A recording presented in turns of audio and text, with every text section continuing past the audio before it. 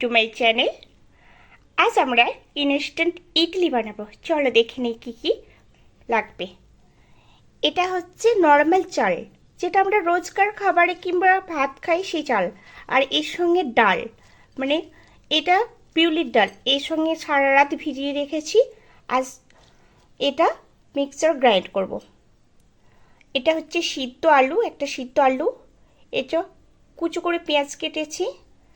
এর সঙ্গে ডাল, কারি পাতা, কালো সর্ষে, এটার সঙ্গে চিনি, একটু আদা রসুন পেস্ট, এটা হলুদ, এটা বেকিং পাউডার, এটা গোটা জিরে, এটা নুন, এটা কাঁচা লঙ্কা।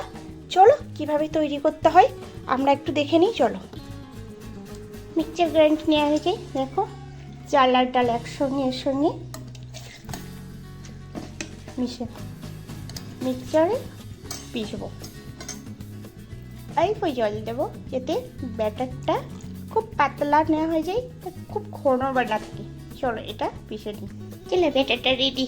দেখো, এইভাবেই গ্রাইন্ড করে নিয়েছি। ব্যাটারটা একটি পাত্রে সুন্দর করে ঢেলে নিলাম। এবার একটি কড়াই নিলাম। কড়াই অল্প সাদা তেল দিলাম একটু। এবার তেলে কালো সর্ষে, কারি পাতার ডাল ফোড়ন দিয়ে দিলাম।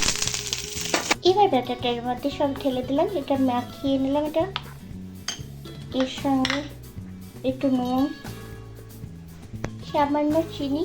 এই চিনিটা দিয়ে আমার একটু সামান্য ভালো লাগবে, খেতে টেস্ট আসবে, সেই জন্য চিনিটা দিলাম। অপশন, আপনারা দিতেও পারেন না দিতেও পারেন।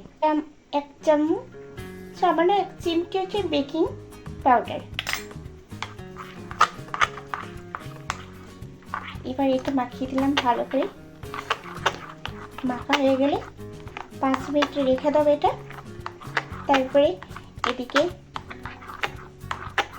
চলো আলুর তরকারিটা করে নিই, যেহেতু পুড়ে দেবো সেই জন্য তরকারিটা করে নিই। চলো এদিকে এবার একটা কড়াই চাপালাম, তার সঙ্গে সর্ষের তেল দিলাম, একটু গোটা জিরে দিলাম, যেন কাঁচা লঙ্কাটা দিলাম, পেঁয়াজ কুচি দিলাম, হালকা একটু হলুদ দিলাম,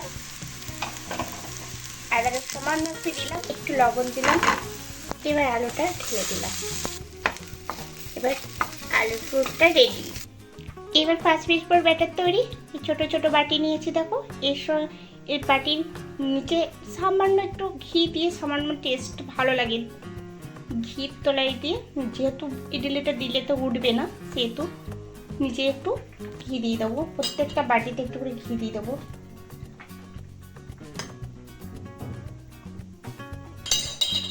ঘি না থাকলে তেল দিতে পারেন, যেহেতু বাটির নিচে যদি তেল বা কিছু না দেওয়া হয় না, ইডলিটা উঠবে না। সেই জন্য আমি ইডলিটা খেতে লাগবে ভালো, সেই জন্য আমি একটু ঘি দিয়ে দিয়েছি, গন্ধটা খুব ভালো লাগবে। এবার বাটিতে সব নিচে ঘিগুলো মাখিয়ে নিয়েছি। এবার ব্যাটারটা দিয়ে দেবো অল্প অল্প করে।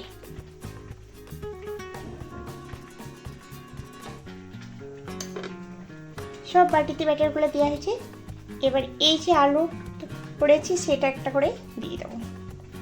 দেখো দিয়ে দিয়েছি। এর ওপর আবার একটু করে ব্যাটার দিয়ে দেবো। দেখো বাটিতে আমার ব্যাটারটা দিয়ে রেডি পুরো। এবার একটা কড়াই নিয়ে আমি সামান্য জল দিয়ে দিয়েছি, তার উপরে একটা বাটি বসিয়ে দিয়েছি, যেহেতু এটা পাপের স্টিমে সিদ্ধ হবে সেই জন্য। এবার ব্যাটার ভর্তি বাটিগুলো এখানে দিয়ে দেবো। দেখো কড়াইয়ে আমি ব্যাটার ভর্তি বাটিগুলো দিয়ে দিচ্ছি। এবার এটা ঢাকনা দিয়ে স্টিম হতে দেবো। এবার এটা ঢাকনা দিয়ে আমি ঢাকনার মুখ বন্ধ করে দেবো। চলো ততক্ষণ হোক এটা। এবার দেখে নিয়ে যাক এটা হয়েছে নাকি। চলো দেখি, একটা ছোট্ট চামচ দিয়ে পিছনে দেখি। হয়ে গেছে, এবার রেডি। এবার গ্যাসটা বন্ধ করে দিয়েছি, বাটিগুলো নামিয়ে নিয়েছি ঠান্ডা হলে। চলো গরম গরম ইডলি খাবো।